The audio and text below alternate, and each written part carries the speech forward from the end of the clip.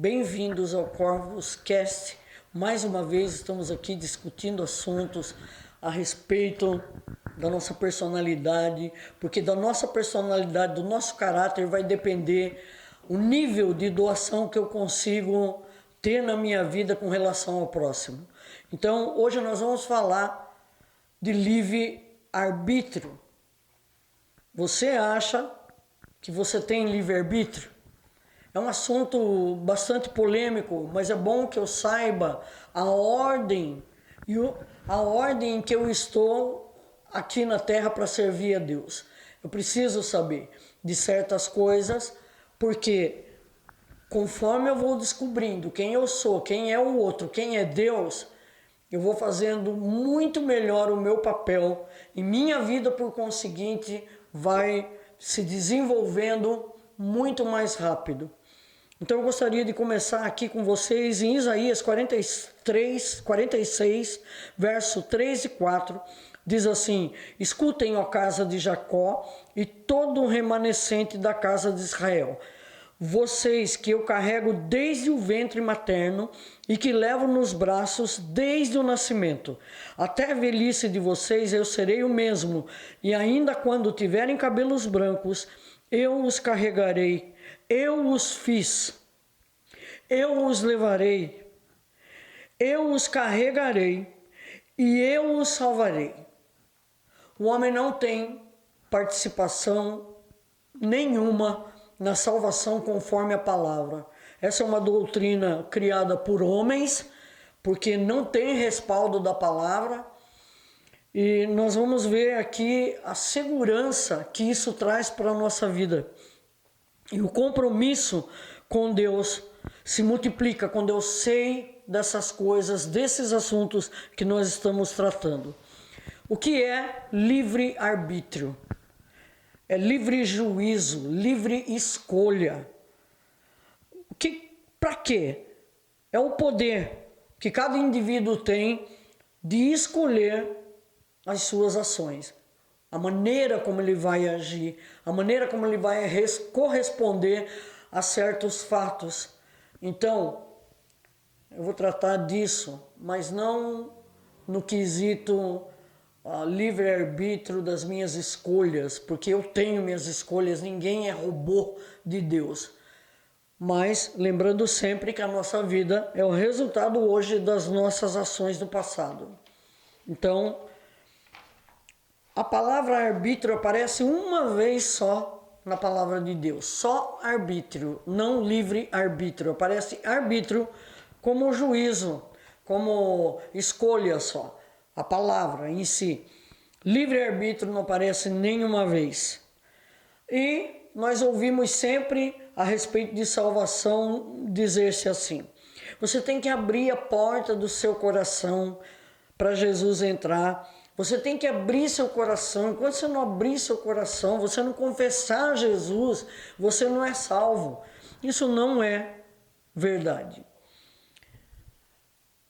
Parece, sabe o que dá a impressão? Que nós manipulamos Deus com esse pensamento.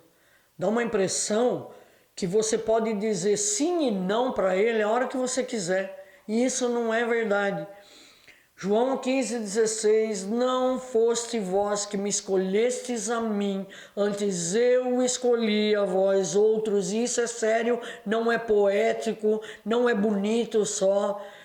Não é porque Jesus queria encantar os ouvintes dele, é uma realidade.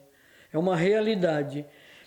Eu não tenho domínio nenhum sobre Deus, Ele tem sobre mim o tempo todo. Isso é coisa do sistema religioso. Apocalipse 3,20, todos usam esse versículo que diz: eis que estou à porta e bato, aquele que abrir, eu entrarei e cearei com ele. Ele não está fazendo um apelo, de forma alguma um apelo à salvação. Ele está convidando uma igreja já formada a ter comunhão real com Ele. Ele não está convidando para a salvação. Em nenhum momento aparece essa palavra nesse versículo. Ele está convidando, é como se o Pai dissesse: quero tanto ter comunhão verdadeira com você. Mesa é lugar de comunhão. Eu cearei com Ele. ou seja, eu terei comunhão com Ele. Corações endurecidos não conseguem ter comunhão, por isso ele diz: eis que estou à porta e bato. Aquele que abrir seus sentidos, abrir seu coração para ter uma comunhão real, uma troca real de sentimentos. Você ama o papai, ele ama você, você vive por esse amor, você se norteia por esse amor. Isso é ter comunhão com Deus. Você fala e espera que Ele responda. No livro de Deuteronômio, capítulo 7, versículos 7 e 8 diz: o Senhor os amou e os escolheu, não porque vocês eram mais numerosos do que outros povos, pois vocês eram o menor de todos os povos, mas porque o Senhor os amava, e para cumprir o juramento que tinha feito aos pais de vocês, o Senhor os tirou com mão poderosa e os resgatou da casa da servidão, do poder de Faraó, rei do Egito. O interesse que Deus tem na minha vida me leva, é 100%, me leva à salvação, mas por um chamamento, e não por obediência, não porque eu quis ou deixei de querer, é por escolha soberana, desde antes da fundação do mundo já. Eu tenho livre-arbítrio para escolher entre bem ou mal. Eu posso escolher servir a Deus, eu posso escolher obedecer a Deus ou não. Isso vai determinar minha qualidade de vida, mas não vai interferir na minha salvação. Eu só vou provocar mais sofrimento para mim mesmo se eu disser não. Não tem como dizer não, porque lá em João 10, a partir do versículo 4, diz assim: as minhas ovelhas reconhecem, eu as chamo, e elas reconhecem a minha voz. Reconhecer a voz significa que você já conheceu essa pessoa de antemão, como está lá no versículo de Romanos capítulo 8, aqueles que de antemão conheceu, a esses também predestinou, aos que chamou, a esses justificou, e aos que justificou, ele glorificou. Você pode escolher ouvir Deus ou não. Você pode escolher a marca, a cor do seu carro, a cor da roupa que você vai vestir. Ninguém aqui é robô de Deus, mas salvação você não pode escolher nunca. Romanos 1:28 diz assim: e como desprezaram o conhecimento a respeito de Deus, quem desprezou? Seus próprios filhos, os filhos de Israel. O próprio Deus os abandonou e deixou que seguissem seus maus pensamentos, para fazerem aquilo que não se deve. Em nenhum momento também está falando de salvação o versículo. Está falando de desobediência enquanto estamos na caminhada. Eu posso desobedecer, eu posso não ouvir, eu posso fazer de conta que eu não ouço que Deus está falando comigo através da sua palavra. E Ele fala na sua multiforme graça de muitas maneiras. Fala através de outra pessoa, fala pelo Espírito Santo de Deus dentro de mim, dentro de você. Usa a boca de outra pessoa para falar de como Ele quer que você viva essa vida aqui. Porque salvo uma vez, salvo para sempre. Você já está, filho. A partir do momento que você crê, teu espírito é selado com o Santo Espírito da promessa, diz lá 1:13, o qual é o penhor da sua glória. Quer dizer, o que você sabe muito bem o que é um penhor, não? Que vai ter resgate quando você tiver o suficiente para dar para quem você foi lá emprestar. Ele emprestou essa vida para a gente viver aqui. Ele vem, nos sela, como diz Efésios, ele nos sela com o Santo Espírito da promessa e é para sempre, digno de tirar o selo, é só o Cordeiro, só lá em cima. Então, livre-arbítrio para salvação não existe. Mas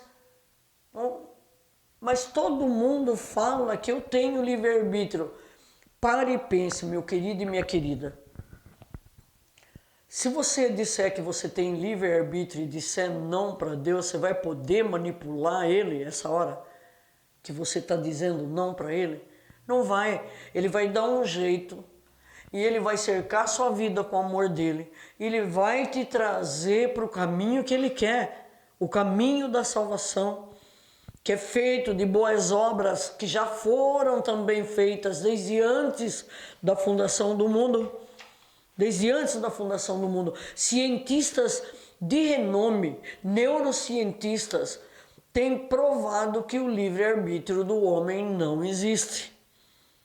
O professor da Universidade de Stanford, Robert Sapolsky, ele entra nesse assunto com uma propriedade tremenda. Benjamin Libet, do mesmo modo.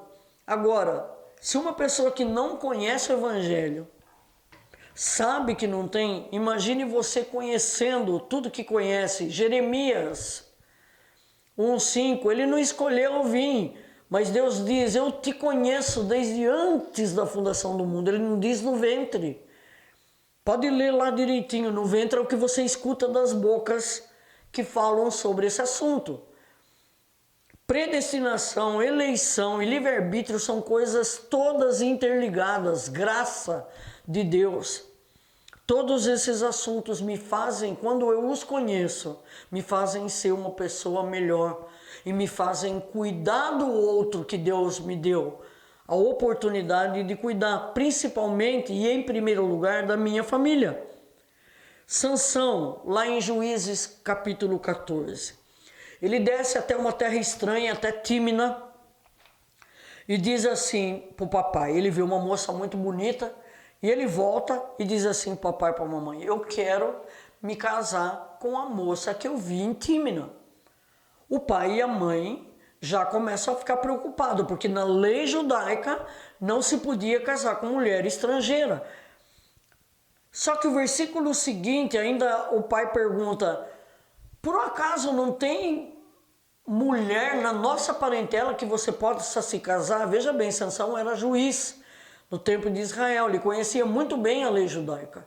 Ele estava dizendo não para Deus? Será? Eu quero que você vá além daquilo que eu estou dizendo nesse momento aqui para você. O versículo seguinte diz assim, e os pais não sabiam que isso vinha de Deus. Quem é que fez a lei? Deus. A lei dizia que não poderia se casar com mulher estrangeira. Sansão queria. E aí o versículo continua, os pais acharam ruim. Mas aí o verso seguinte, o narrador diz, mas não sabiam que isso vinha do Senhor. Ou seja, Deus estava inclinando o coração de Sansão para desobedecer. Olha que choque! Para desobedecer. Por quê? Daí o versículo seguinte explica, diz assim, porque ele procurava ocasião contra os filisteus. E aconteceu. Não, num dia só. Ele matou 3.000 filisteus. Houve todo um processo depois desse versículo. Mas Deus o levou. É bem esse versículo de Isaías. Eu os fiz. Eu os levarei. Eu os carregarei. E eu os salvarei. Bem como aí mais de 50, 60, 70 versículos que falam o contrário daquilo que a gente aprende na nossa vida sobre livre-arbítrio. Então eu não aceito, eu aceito Jesus ou não? A produção entrou agora, eu vou falar com a produção, tá bom? Não, você não aceita Jesus. Jesus te atrai, Jesus que te escolheu, Jesus que te chama, e te chama pelo nome, como diz lá em Isaías 45. Eu te chamo pelo nome, eu te pus um sobrenome. Ele te chama pelo nome que você tem e te coloca um sobrenome de vencedor, de pessoa que conhece a Deus de verdade. Para ser vencedor em todas as coisas, precisa disso na nossa vida. Nós não aceitamos Jesus. Ele é por nós desde antes da fundação do mundo. Deus não nos salvou aqui, Ele nos salvou na eternidade. Ele não nos salvou aqui na terra agora, porque você foi para uma igreja. Mas A qualidade de sua vida você vai escolher. Nisso você tem escolha. Obedecer ou não. Ter o coração quebrantado ou não. Não se endurecer. Não deixar as coisas sem uma resposta que venha do alto. Isso você pode fazer. E pode fazer bem feito. Muito obrigado.